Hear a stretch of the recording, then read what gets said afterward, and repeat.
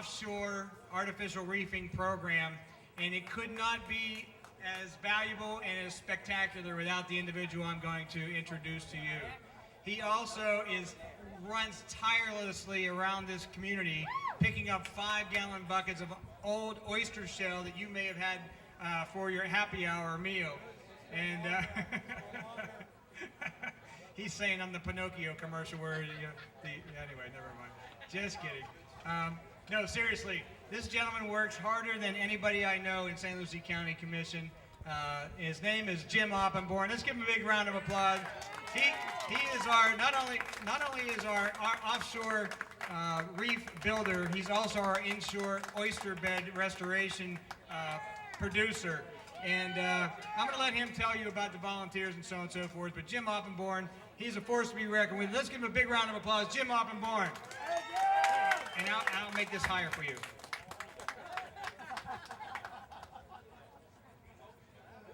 I heard the air's better up there. I have to do that too. Yeah. Well, Chris, thanks very much. I had all sorts of ideas planned about what I wanted to talk about today, and after hearing George talk and Chris and Charles, my mind is thoroughly confused. And I just want to tell you a few things that came to my mind and talking and listening to them. One, it's really, really good seeing all the river keepers here, both past, present, and future.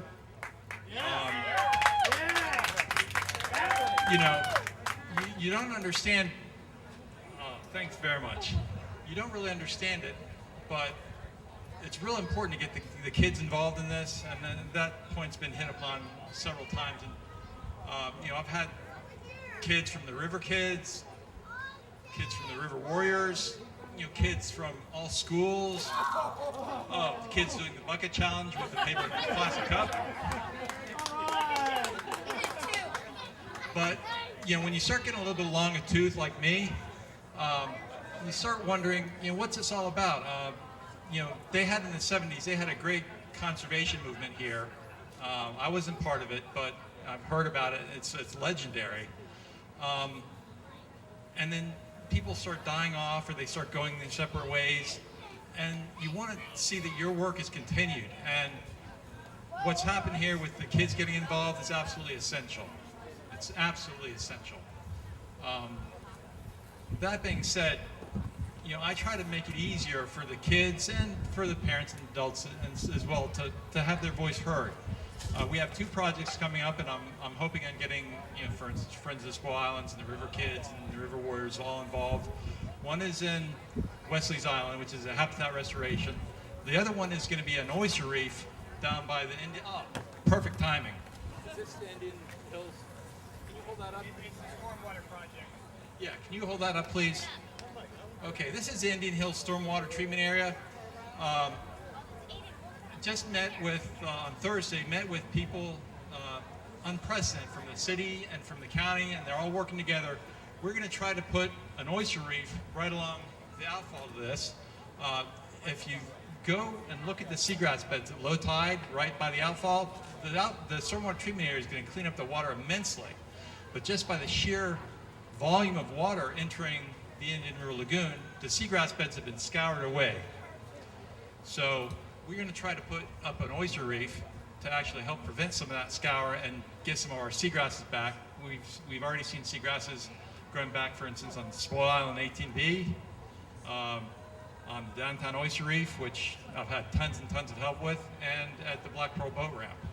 So we're hoping that this project, along with the oyster reef, it's going to be, by the way, volunteer made. All our projects are volunteer made. We're hoping that this actually helps the seagrass as well. That being said, I want to talk a little bit about what I've been doing here. And I've been here 10 years now. I was hired to do the artificial reefs offshore. So I did the artificial reefs offshore and didn't do anything people didn't want me to do, and the community didn't want me to do. So we did the artificial reefs, and that was what was wanted at the time. But being a fish guy that I am, and most good fish biologists know this, and all good fishermen know this, the fish production on the offshore sites is vastly, intricately connected to the inshore sites. Okay, the fish travel between seagrass beds, mangroves, and offshore artificial reefs. So I said, well, you know, in order to have good production on our artificial reefs offshore, we've got to have good habitat on the inshore, in the Indian River Lagoon. And so I was working independently. I didn't have permission to do this, but you know, I knew we had to do something, and oyster reefs seemed to be the thing to do. Worked with Leroy Cresswell, who's, I guess he's no longer here, but it was just me and Leroy at first, and it took it was painstaking, methodically, doing one bag at a time, seeing what would work, and building up our You have to methodology. be here to win. And it wasn't until we actually got the community involved that the project really took off. The Oyster Reef project took off. And now we're doing, whereas one time we do 24 bags of oyster shells in an hour and a half, we now do, using volunteer help, you know, we'll do 250 bags in 1 hour. So it's really good, and you really ought to clap for yourself for this one. All right, you can put that down. That's okay. Thanks very much. Clap for this young man here. He's been holding this down. I've been totally oblivious. All right. Well, thank you very much. But really, everything I do is volunteer-oriented. It's community-oriented. And so if there's any one thing you could do, you know, if you want to do something, you know, you can bag oyster shells. You can, you know, go to rallies. You can do, you know, go to committee meetings. But maybe you want to bring a friend next time we have a meeting like this. The whole thing about the entire area of St. Lucie County and the Treasure Coast is community involvement. And like I said, I don't do any work. It's all the volunteers. Everything comes from the volunteers, okay? And who notices that? Well, the paper sometimes picks up on it. But after all is said and done, who is the one that's looking out to see who is doing the work? And believe it or not, you are constituents. And I've had, I hate to sound derogatory, but I've had people from local government, people from state government, people from Tallahassee, and people from Washington, D.C. take a look at what you are doing in this area here.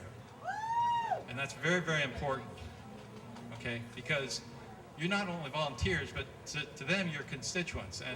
And it's important. If you don't think that you're important, you're dead wrong. You are very important.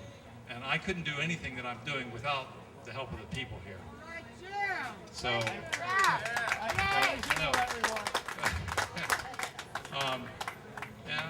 I just don't know how to thank you enough. Thank you, Jim. Well, no. Yes. Yes. I'm all choked up. I don't know what to say. Hey, you're in good company. Oh, yeah. Okay, thanks very much. I'm sorry. We're continuing with our Oyster Reef program. Right now we're working on the downtown Oyster Reef, and we're going to be working with the 4-H group probably sometime in later September and October to bag some shells. We're still working on getting some additional shells. Private companies are working on this as well. I shouldn't mention his name, but there's a particular commissioner that's been working very, very closely with me, and he's been kind of refereeing between two waste management companies and getting them to, actually he got them to cooperate, so hopefully they're going to be delivering some shell to us fairly soon. And All right, the garbage keeper alliance. Whatever it takes, man. that's a fate harder than herding cats, is getting the two management companies working together. But I've had another company actually put on a festival, a reggae festival, and raise money for the oyster program. And so, again, it all comes down to the community, how much you all want to get involved.